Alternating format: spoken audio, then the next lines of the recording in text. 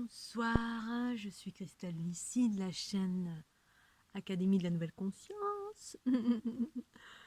Nous sommes le 13 avril, il est 22h20. J'avais envie de faire une petite vidéo sur, une fois encore, réexprimer les mots patriarcat, matriarcat. Je n'ai eu de cesse depuis 2012 d'exprimer ça, mais c'est vrai que c'est pas évident de, de tomber sur l'information, parce que du coup on va interpréter tout de suite. C'est ce qu'on fait d'une façon générale, on interprète. Là je suis en train de réécouter ma vidéo et puis voilà, j'utilise des mots qui sont connus, on va dire, d'une façon générale, ils font partie des mots existants, mais avec une expression différente, c'est-à-dire la mienne. Parce que voilà, je pourrais utiliser tous les mots que je veux si on n'explique pas, si je peux utiliser androgyna, je peux utiliser féminin, originel, conscience. Tout ça pour moi, c'est voilà, c'est forcément chacun a une expérience de ce mot, une explication, une expression propre à qui nous sommes, pas forcément reliée à ce qu'il y a dans le dictionnaire. On interprète tous selon nos expériences, nos croyances, notre conscience, etc. Donc à partir de ma conscience et de mes expériences, matriarcat. Alors d'abord, patriarcat. Patriarcat, pour moi, ça veut dire des cultures qui génèrent, alors d'une part, qui génèrent du chaos à force de rapports de force, en utilisant en fait des mécanismes reliés à... on utilise des mécanismes reliés à l'ego, mais l'ego relié à... L'ego, pour moi, c'est relié au mécanisme de la survie, d'une façon générale. C'est la continuité de l'animalité. Patriarcat, c'est relié à l'animalité. Les mécanismes reliés alors, à l'exploration, à la conquête, à défendre le territoire, à générer des stratégies, à l'aspect carré cartésien, à la connaissance extérieure. Connaissance extérieure, on se fie à la connaissance extérieure. Les rapports de force, alors les rapports de force, évidemment, il y en a 4 milliards, des plus primaires aux plus subtils. Un rapport de force, ça peut être quelqu'un qui viole une personne, c'est un rapport de force. Voilà, c'est primaire. Ou alors, t'es pas d'accord avec moi, boum, je te tue. C'est un rapport de force. Ou alors, boum, je te mets un coup de massue sur la tête, boum, je vais essayer de t'amoindrir, boum, je vais essayer de te convaincre, te tirer vers ma vérité à moi. Dans une joute verbale, dans une conversation, ça va être remettre en question systématiquement l'autre plutôt que d'écouter sa vérité. En fait, ça s'est édulcoré au fil du temps, ces mécanismes reliés à la survie, l'animalité,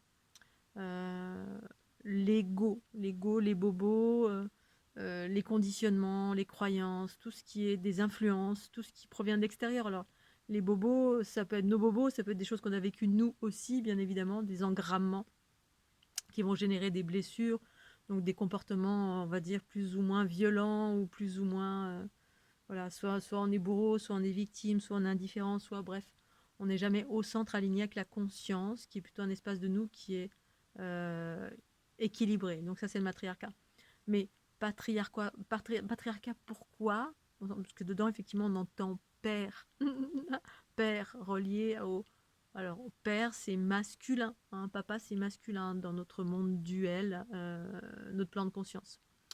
Et moi, c'est relié, alors j'ai relié ça dans mon livre Dieu le Père, c'est la déesse mère, j'ai relié ça au fils, la notion d'homme aussi, mais fils, petit garçon, le petit garçon, le petit garçon en soi qui est un peu capricieux, qui utilise toutes les stratégies possibles et inimaginables pour obtenir ce qu'il veut, alors que ce soit un homme ou une femme, hein, pour obtenir, on fait de la stratégie, on utilise les rapports de force, le pouvoir, le mensonge, on masque.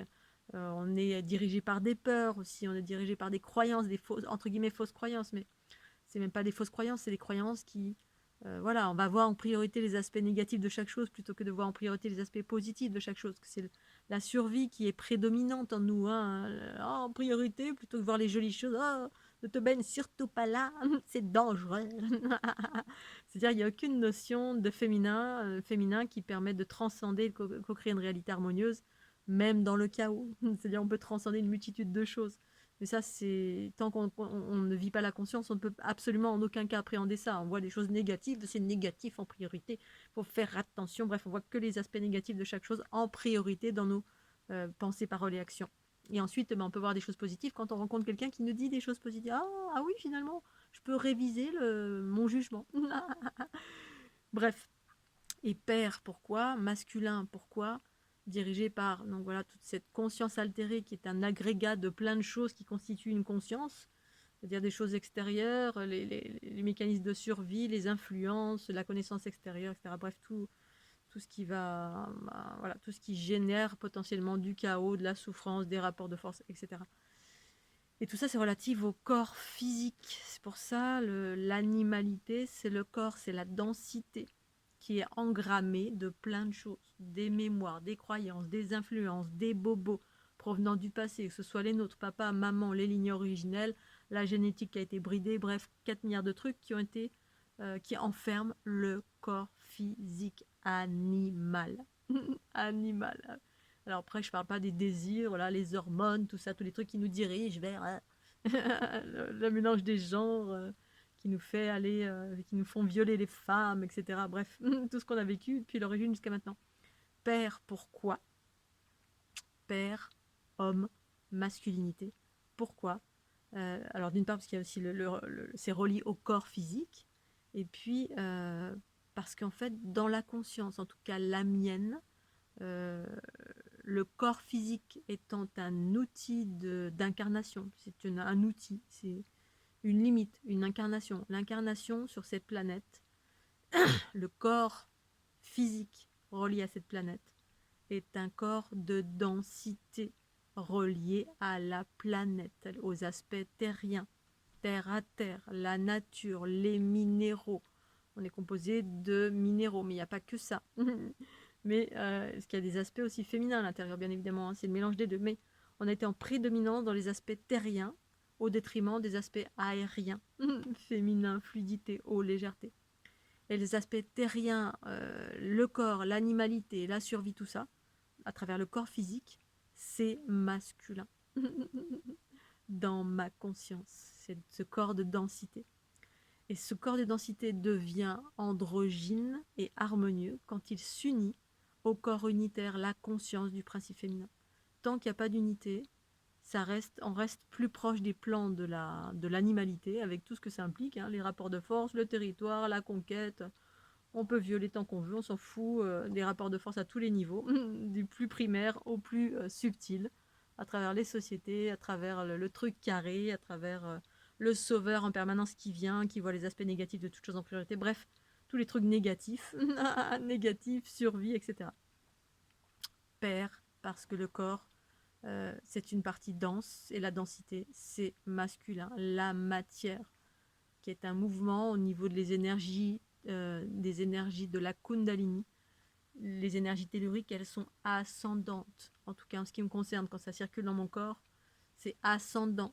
Un homme, quand il a une érection, ça monte du bas vers le haut. Les énergies telluriques qui apportent le désir, l'énergie vitale, le terreau. C'est ça le terreau, l'énergie vitale, hein, qui se met au service normalement de la conscience.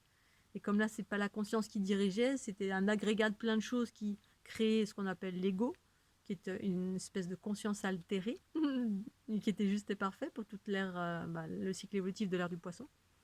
Et puis tant que c'est pas la conscience de la vraie, entre guillemets, une conscience plus élargie qui vient d'une polarité féminine, le corps unitaire, eh bien on reste à l'état animal et on génère du chaos parce qu'on est tout le temps dans cet aspect prédominant, carré, négatif. On fait des projections, on programme tout. On est dans les habitudes. Bref, que des trucs qui sont tout carré. Tout carré, tout ce que je viens d'expliquer.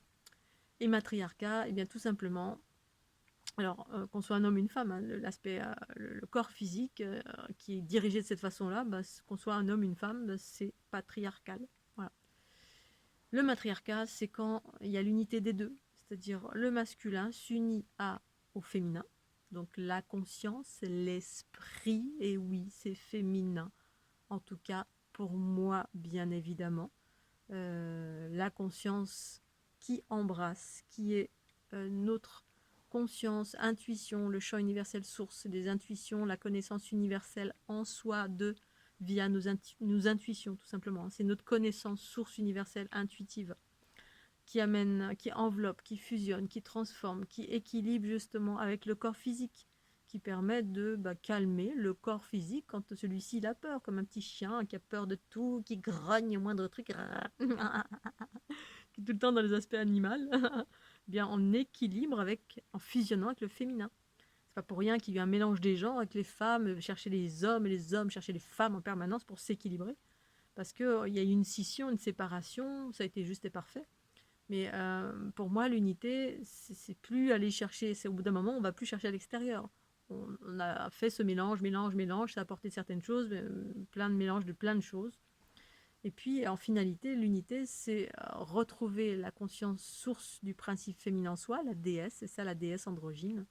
C'est un homme, une femme qui a retrouvé la conscience du principe féminin en soi, qui, dans mon unité, est une polarité féminine. Matrix, génitrix, le corps unitaire géométrique, qui est 1, 3 et multitude, qui crée la vie harmonieuse en embrassant la matière, en fusionnant avec la matière. La matière, c'est quoi? C'est mon corps physique qui appartient à cette densité, qui a un aspect prédominant animal, mais on élève, par la fusion, on élève cette animalité vers l'équilibre, c'est-à-dire ça permet l'équilibre, on n'est plus dans les aspects animaux, mais on est dirigé par la conscience sagesse du principe féminin en soi qui équilibre ces aspects animaux qui étaient prédominants auparavant. Donc on devient un être beaucoup plus joyeux, léger, harmonieux, qui écoute en priorité sa conscience, et ça la souveraineté. On écoute justement, c'est la conscience du principe féminin qui dirige, et on n'est plus dirigé par des choses extérieures qui nous ballottaient d'un point à un autre. Qu'est-ce que tu crois? C'est juste, c'est pas juste? Qu'est-ce que tu en penses? Qu'est-ce qui se passe? Les influences, les entités, la malbouffe, bref, tous les trucs qu'on nous disait à l'extérieur de nous, hein, c'est-à-dire toute l'autorité extérieure qui nous dirigeait en totalité, les influences extérieures, les mémoires, les bagages transgénérationnels, etc. Bref, le fruit des expériences, en gros, qui dirigeait le corps. Et puis, quand la conscience revient, il y a une pacification de tout ça, il y a une clairvoyance de tout ce qui nous dirige. On apprend comment on fonctionne, qui on est, d'où on vient. Et du coup, on devient souverain quand la conscience du principe féminin reprend sa juste place en soi. On fait l'unité avec le corps. La conscience englobe le corps, fusionne avec le corps physique. Ensuite, il s'ensuit différents processus selon ce qu'on a à faire sur cette planète ou pas. On est un transformateur, une transformatrice, on retrouve nos origines cosmiques, on fait ce qu'on a à faire en gros. Pour ceux qui ne sont pas dans cette dynamique-là, on peut avoir des capacités comme Elim, hein, il a plein de capacités, mais il est plus un observateur détaché de son corps. Voilà, et son corps, en gros, il s'en fout total. Hein. Les corps, ils s'en foutent total. Il peut savoir comment ça fonctionne, voilà, ce que ça fait, quand, comment, pourquoi, mais ce qu'il fait sur Terre, le pourquoi d'être sur la Terre, en fait, ça l'intéresse pas trop. Il est plutôt détaché, un peu comme la plupart des gens qui sont dans le corps astral. Hein. On est détaché, puis on regarde la planète Terre comme étant une aberration. On se dit, sur la planète, en fait, c'est que des robots, ils ne vivent pas, ils sont enfermés, la vie incarnée, ça sert à rien, en gros. C'est un gros piège. Et Ilim, c'est un peu ça. Voilà. Il a une connaissance d'une multitude de choses, parce qu'avec le corps astral, on a accès à certaines connaissances reliées au passé, reliées au présent, reliées à tout ce qui existe dans l'astral, qui est une réalité qui est relative à nos projections, une réalité relative à ce qui est, mais plein de réalités différentes. Mais voilà, le corps physique, le sien, et puis la notion d'amour n'existe pas. Il n'y a pas de notion d'amour, ni de compassion, ni de rien du tout. C'est dénué d'émotion et voilà, il y a juste de la connaissance et aucun sens à la vie. Il n'y a pas de sens. C'est-à-dire pourquoi je suis sur la Terre? Pour rien. Pour jouer, en gros, regarder la connaissance à l'extérieur. À partir d'une fenêtre extérieure, de loin en fait. Hein. Et puis, donc il y a une distinction. Alors que dans le matriarcat, il y a la notion d'amour, il y a la notion il y a un schéma, c'est-à-dire il y a une direction, un but. C'est-à-dire on sait pourquoi on s'est incarné. Il y a une aide, il y a on fait partie d'un plan général d'élévation, d'élévation de la matière. C'est ce qu'on appelle diviniser la matière pour certains êtres, on va appeler ça comme ça. Diviniser la matière pour faire évoluer ce plan de conscience et le transformer, le faire évoluer vers l'harmonie pour celles et ceux qui en sont là. C'est pas pour tout le monde, c'est pour celles et ceux qui en sont là, l'unité. Donc il y a toute une distinction et cette unité effectivement provient par le retour du principe féminin qui, à partir de ma conscience unitaire, la mienne, est une polarité féminine, reliée au corps géométrique, dans le corps physique, relié à la dualité et donc au patriarcat. Les caractéristiques, c'est juste l'ouverture de troisième œil, les différents chakras, les différents corps subtils, on voit les différents fluides reliés à la matière. Voilà, et donc du coup, c'est ce qui permet d'interagir avec la matière. Mais il y a une conscience qui est encore limitée, c'est-à-dire elle est limitée. On voit dans l'infiniment petit, mais l'infiniment grand, le grand plan, toutes les connexions sur les plans plus vastes des multivers et du pourquoi, du comment on est là, et du pourquoi, du comment de l'univers, et pourquoi, du comment de la planète, et le pourquoi, du comment de l'évolution de tout ça. Il n'y a pas en fait. De façon générale, il n'y a pas, ou alors c'est un plus ou moins erroné, il y a plein d'histoires différentes qui ont été créées ou qui sont ce qu'elles sont, parce que c'est d'autres plans multidimensionnels mais reliés à l'astral. Donc qui gravitent autour de la planète. Après, au-delà, quand on sort du giron de la matrice, on va dire, qui était plus ou moins, qui fait partie de la cour d'école patriarcale, eh bien, on a une autre vision qui est différente, d'autres fonctionnements, d'autres mécanismes. Et mère, parce que voilà, matriarcat, c'est la conscience qui est une polarité, c'est la mère cosmique, c'est ça, la mère cosmique. Sur les plans unitaires, certains plans unitaires, c'est les notions, les polarités sont relatives à la mère qui embrasse et transforme et élève la densité, c'est-à-dire le corps animal. Et donc l'unité pour moi, c'est le féminin et le masculin en moi. Là récemment, j'ai lu un mail qui me parlait ou même beaucoup de personnes qui parlent de, voilà, on en est à, ce qui est important, c'est la mixité, tout ça, parce que justement, c'est ça qui est important, l'unité des polarités, hein, c'est le féminin et le masculin. Et là, dans ce mail, ça évoquait le féminin du masculin, mais les hommes, ça exprimait les hommes et les femmes, la mixité, etc. C'est ça qui est important, et pour cette personne, l'unité, c'était ça. La mixité, le masculin, les hommes d'un côté et les femmes doivent être ensemble absolument. Et pour moi, c'est pas du tout le cas, du tout, du tout, du tout. Il n'y a plus question d'hommes et de femmes qui doivent se rencontrer, qui doivent être unis, former l'unité ensemble. C'est le cas pour certains, c'est pas du tout là où j'en suis moi, en tout cas, c'est pas du tout ma conscience à moi. Ma conscience à moi n'est absolument pas en lien avec il doit y avoir une mixité ou des regroupements de personnes où les hommes et les femmes doivent faire la paix ou être ensemble ou s'entraider ou j'en sais rien. Pour moi, l'unité, celle que je partage et propose, c'est mon masculin et mon féminin à moi, à vous, en vous, pour vous, par vous. C'est ça que je propose moi. Alors, c'est ce que c'est un stade au-dessus, en dessous ou différent, peu importe, on s'en fout. Pour moi, chacun doit unir ses polarités et c'est plus une question de les hommes et les femmes. Alors, ceux qui sont dans les notions de on doit être ensemble, se demander pardon, tout ça, bon, c'est parce que vous en êtes là, c'est votre chemin à vous de faire ça. Pour moi, c'est pas du tout ça. Pour moi, c'est chacun, chacun pour soi. Chacun évolue à son rythme. Que tu sois un homme ou une femme, je fais pas partie d'un processus où je regroupe les gens pour qu'ils se demandent pardon entre eux, patin couffin. Pour moi, ça a déjà eu lieu. Ça s'appelle le mélange des genres, où les hommes et les femmes ont été ensemble en couple pendant des millénaires, des millénaires, des millénaires et des millénaires, et ont largement eu le temps de s'équilibrer, de se demander pardon, ou de prendre ce qu'il y avait à prendre, ou bref, de faire tout ce travail-là, d'équilibrer les polarités en étant en couple. Pour moi, l'unité que je propose maintenant, c'est justement chacun pour soi. Moi, j'ai plus envie d'avoir quelqu'un dans mon giron. J'ai fait ça toute ma vie, j'étais en couple, c'était divin, merveilleux et parfait. Mais là où j'en suis aujourd'hui, c'est la vitesse supérieure pour ma part. En tout cas, si j'écoute ma conscience depuis 2012, ça me disait, pour le couple, ça me disait non, Voilà, c'est fini. En gros, c'est fini. Maintenant, c'est toi. C'est-à-dire, c'est l'unité de mon propre corps.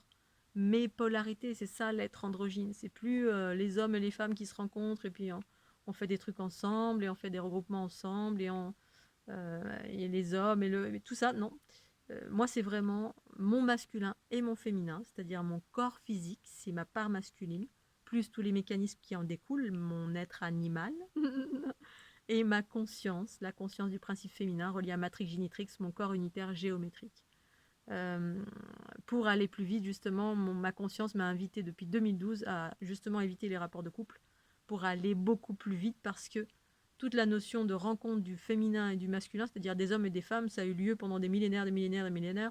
Et c'est ça qui, à un moment donné, ralentissait ou attrapait ou amoindrissait des êtres qui étaient là pour faire autre chose que d'être en couple et passer le temps à essuyer ou travailler ou accepter ou absorber les bobos des autres ou l'ego des autres. Bref, ça dépend de qui vous êtes, d'où vous venez. C'est toujours pareil, chacun fait ce qu'il a à faire.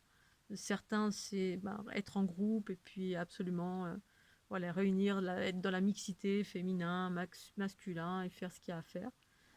C'est pas mon cas du tout. Pour moi, ce que je propose, c'est vraiment l'unité en soi, donc l'individualité, c'est-à-dire s'occuper de soi, en soi, par soi, pour vraiment déployer tous ses potentiels, particulièrement pour les empathes qui, certaines personnes ont des choses à déployer d'une façon très très vaste, les codes, la géométrie, à rééquilibrer des choses au niveau planétaire. Et si vous êtes en couple, voilà, parfois ça peut être une entrave plus qu'autre chose parce que la notion de couple, de trouver le clone de soi-même, pour moi, ça n'existe pas. Et puis quand bien même, c'est même pas une question de ça, je crois qu'arriver dans un certain process d'unité, il n'y a plus d'envie, ni de requête, ni de manque, ni de quoi que ce soit qu'on cherche à l'extérieur. C'est-à-dire il n'y a plus de complémentarité qu'on va chercher à l'extérieur. La complémentarité, c'était justement ce mélange des genres où on n'était pas encore assez grand, pas assez confiant, ou trop en pâte, trop voilé, ou trop le patriarcat qui nous a enlevé une certaine indépendance pour nous rendre dépendants de quelque chose d'extérieur. Alors que ce soit la matérialité, l'argent, n'importe quoi, le couple, la personne, voilà. Pour qu'on soit absolument on se colle ensemble. Et parfois c'était juste et parfait, et parfois non, selon la période à laquelle vous vous trouvez. Il y a des moments, en tout cas pour ma part, il y avait des moments de célibat, de solitude pour déployer beaucoup plus vite les potentiels au service de l'ensemble et non plus au service d'un individu. Pour ma part, toute ma vie quasiment, j'ai fait que ça, élever les autres, faire une nouvelle compréhension, vers de la pacification, vers bref, tous les aspects pacifiques de mon être, ça a été que ça. Est-ce que ça m'a servi? Oui, il y a des espaces qui m'ont servi parce que il y a des choses que j'ai rencontrées, que j'ai échangées, etc. Mais à un moment donné, voilà, de ma vie, en 2012, l'invitation, ça a été maintenant, c'est seul. Ça ne veut pas dire que c'est tout le temps figé, hein. Peut-être que je vais rencontrer quelqu'un un jour, mais il y a besoin à un moment donné de vivre l'unité en soi, pour soi, par soi, et unir ses polarités. Euh, pour ma part, c'est ça que je partage. Ça ne veut pas dire que si vous êtes en couple ou que vous cherchez quelqu'un, ou vous voulez être en amour, etc., que c'est mal. C'est juste que c'est ce que c'est. Voilà, chacun, ce qui est important, c'est que chacun suive son chemin, ses intuitions, parce qu'on en est tous à différents plans de conscience évolutifs, et puis on ne provient pas tous non plus du même endroit, on n'a pas tous les mêmes choses à faire. Voilà, donc les choses sont justes et parfaites pour chacun. Voilà Scooby-Doo, je fais des gros bisous, et puis pensez au petit pouce bleu. Tchuss, bonne soirée, bye bye.